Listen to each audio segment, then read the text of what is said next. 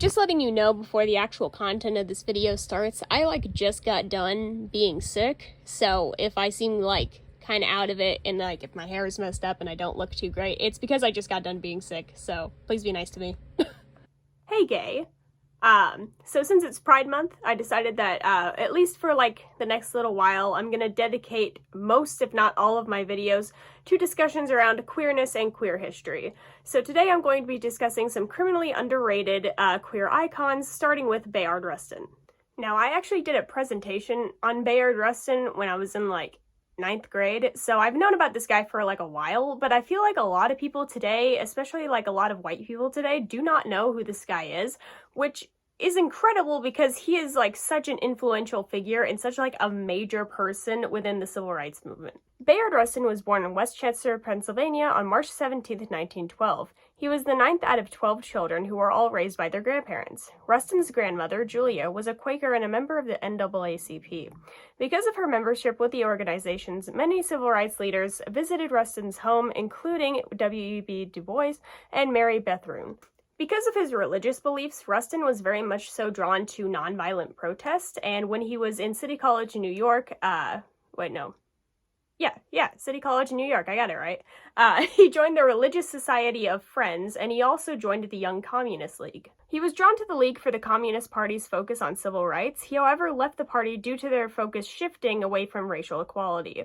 However, to my fellow leftists, do not fear. Bayard Rustin remained a socialist for the rest of his life, so, he's still based or whatever. He was also very gay, which is why I'm talking about him for a Pride Month video. In 1953, he was arrested in California for having gay sex and was forced to register from then on as a sex offender. This, combined with his leftist policies, it was a major reason why so many people don't really know about him, is because, if any focus was put on Bayard Rustin, it wasn't positive, let's just say that.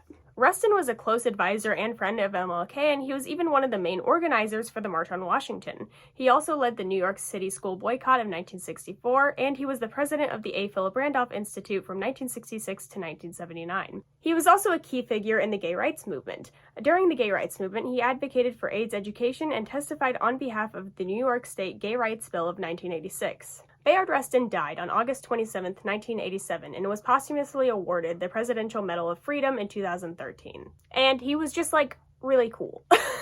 Our next gay rights leader was Strome Delarverie. Strome Delarverie was a butch lesbian and male impersonator born on Christmas Eve of either 1920 or 1923. I say male impersonator because she didn't like the term drag, mostly because drag sort of implies this, this extravagant taste, a lot of really playing up the masculine and feminine aspects of what you're dressing up as, and Strome really did not do that. Strome was a child born of mixed-race parents, a black woman and a white man. Because of her racial identity, she was never issued a birth certificate and was raised in a foster home with 2 older foster siblings. The dates and exact locations of a lot of Strome's life are unfortunately not known, but it is very clear that for a lot of Strome's life, she did not fit in with either white or black communities on account of her mixed race. This and the fact that she was a lesbian is part of the reason why Strome became so involved in the queer community. However, queerness, of course, is very controversial, and her time was definitely no exception. Because of hatred towards the community at this point, Strome left her foster family at a young age and became more immersed in queer culture, which is why it's so hard to build an entirely accurate account of her life. Strome started off her singing career in a usual 1940s fashion, a lot of makeup, dresses, that whole thing. But it was in 1946 when she met Doc Branner and Danny Brown, the founders of the Jewel Box Revue, the world's first racially integrated drag venue, that her career took quite a change. Strome was actually present for the Stonewall riot and is sometimes credited as being the first one to throw a punch, but this actually isn't true. It's believed that she is credited with fighting back to signify how outspoken she was about her identity and how unapologetically queer she was, but she didn't actually fight anyone, and honestly I don't blame her. She actually attempted to evade police, but was unfortunately captured and brutalized by them as a result. Unfortunately, many of Strome's personal accounts and stories changed due to the fact that she had dementia. However, this doesn't change her role as an outspoken, handsome, unapologetic queer woman. Our next queer icon is Reverend Dr. Pauli Murray. Pauli Murray was a transgender activist born in Baltimore, Maryland on November 20th, 1910. Now, when discussing historical records, it really seems like Murray considered himself to be a man, whereas a lot of people, like, it's kind of iffy, and I'll explain, like, why it's sort of iffy, but, like, a lot of people tend to refer to him as either they, them pronouns, or, like, with a he with a S, like, slashed in it, like he, she. I'm going to refer to him as him, and I will explain why further. And just to clarify, I'm not trying to be, like, the moral authority on, like, this person's identity. I obviously didn't know him personally, there are records, like historical accounts, of him using she, her pronouns later on in life, but it's just kind of, like, really unclear, because he also described himself as having a he, she personality, so, like, you use whatever pronouns you feel would best suit them, I guess. They're dead, so they probably don't care that much anyway. I'm use he, him pronouns for the rest of this video, but just FYI. After graduating high school, Pauli moved to New York City, where he went to Hunter College and obtained a degree in English literature. After this, he had legally changed his name to Pauli and tried to get hormones and surgery, but it was unfortunately denied. And this is part of the reason that I use he, him pronouns specifically, because I don't know about you, but I don't really know a lot of cis women who just, like, want to get surgery or want to go on HRT, you know? But, you know, that could just be me. Murray is arguably well known for his activism involving segregation. He often refused to follow segregation laws and was arrested as a result. He later became a civil rights lawyer and worked alongside Bayard Rustin at the Congress of Racial Equality. While in law school, he saw the discrimination put on him as a black person who was often viewed as female, and from this he coined the term Jane Crow. And this is another reason why I use he, him pronouns. As someone who was often regarded as being female, by the way, not, or at least, like, genetically, yeah, sure, who fucking cares about that, though? I use he, they pronouns. I am a transmasculine person. But as someone who was often regarded as being female, I am still very much so focused around women's issues and care a lot about women's issues, because most people who see me view me as a woman, which is part of the reason that, like, you know, I could just be projecting in this aspect, but I feel like he was probably a trans man who was seen as a woman a lot, and therefore he cared a lot about women's issues, you know? Not to say that you shouldn't care about women's issues if you do pass really well, but you know what I'm saying. Now, it's absolutely an understatement to say that Murray did a lot in his career, so I'm going to go over some highlights. He graduated top of his class in 1944 and went on to study at the California Bolt School of Law, where he obtained a master's degree in law. He worked alongside A. Philip Randolph, Bayard Rustin, and of course MLK. He was appointed by JFK to the Committee on Civil and Political Rights as a part of the Presidential Commission on the Status of Women. In 1977, he became the first black person who was perceived as a woman to become an Episcopal priest. And finally, he wrote poetry and books, including an autobiography. Very cool, totally underrated person. Our next icon is probably the most popular person on this list, or at least, like, the most well-known person on this list, and that would be Marsha Pay No Mind Johnson. Marsha P Johnson was a trans activist born on August 24th, 1945. Johnson was born and raised in New Jersey and began wearing women's clothing at a young age. She was raised in a oh, Jesus fucking Christ, Episcopal church and remained a Christian her entire life. She briefly stopped wearing women's clothing when she was younger because harassment, but as soon as she moved to New York City, she began donning women's clothing again and basically presenting herself outwardly as a woman pretty much 24/7.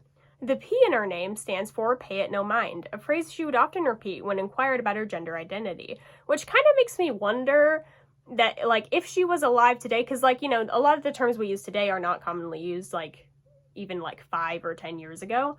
So, like, it kind of makes me wonder that, like, if Marsha P Johnson were alive today, or if she was, like, if she had grown up, like, around this time, if she would I'd rather identified as, like, maybe non-binary or, like, a feminine trans person rather than a trans woman. I mean, she didn't identify as a trans woman, she identified as a transvestite, but, like, you get what I'm saying. Like, she very clearly, like, likes feminine aspects, but she doesn't clearly identify herself as a woman. She identifies herself as a transvestite, which maybe that just could be, like, a difference in, like, lingo versus the times, but it does just kind of make me wonder, like, you know, how would she identify if she grew up today in a much more accepting society? Because queer people, black people, and of course black queer people were heavily discriminated against here in the US, Marsha had a hard time finding work, which led her to take up sex work. I want to clarify that sex work is real work.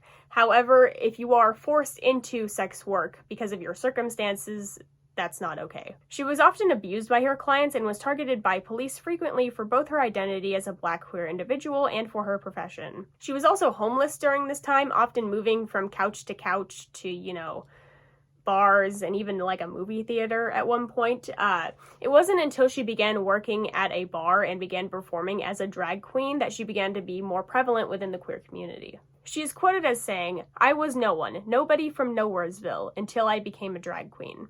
Mind you, for most of this period, she's like 17, 18. Like, she is very young. It was around this age that she met another trans activist named Sylvia Rivera, a Puerto Rican trans girl who was only 11 at the time she was living in New York. The two became close friends, with Rivera regarding Johnson as being like a mother figure to her, which is incredibly adorable, but also very much so, like, depressing, because they were just forced into a situation where they had to like take care of each other, more so with Johnson taking care of Rivera because she was 11, but still, like, really sweet, but also really sad. There's a common misconception about Marsha P Johnson, and that is that she threw the first brick at Stonewall, which isn't even actually true. She wasn't even there when the fighting broke out. Johnson and Rivera were both at Stonewall Inn on June 28th, 1969, but they didn't get there until around 2 a.m., and the area was already pretty destroyed at that point.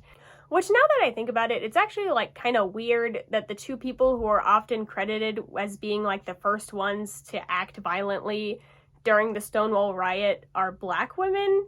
Like, I know that it's a good thing to fight and like they should have fought at Stonewall, but like, I don't know, it's just weird that it's like, oh, who was the first one to incite violence? The Black person, actually. It's just odd. Even though they had arrived after the violence had already broken out, Johnson and Rivera were still on the front lines helping with retaliation against police. This group of people fighting back was largely made up of trans people, many of whom felt at this point that they had nothing more to lose, because remember, their society hated them so much that they were just kind of like, fuck it, let's fight the police. Especially considering the fact that even before this, the police were harassing them constantly, it makes complete sense that they would want to fight back. This monumental event is a major reason why Johnson and Rivera pushed themselves further into activism for their community. However, they were infuriated with the exclusion of trans people and people of color from a lot of these gay social circles and movements. Following this, Johnson and Rivera created the Street Transvestite Action Revolutionaries, or STAR organization. This group was dedicated to providing support and advocating for displaced trans people. Johnson, Rivera, and many other activists spent their time tirelessly working for the good of the queer community. That being said, if you are a queer individual, especially if you are a white queer individual, please pay your respects to those who have fought for us and do not forget. I hope that you liked this video. More Pride videos are to come, rest assured. I also make videos about art, literature, politics, and Satanism, so be sure to check those out if you would like. I hope that you have a great day. I hope you stay safe if you are a queer individual. Bye!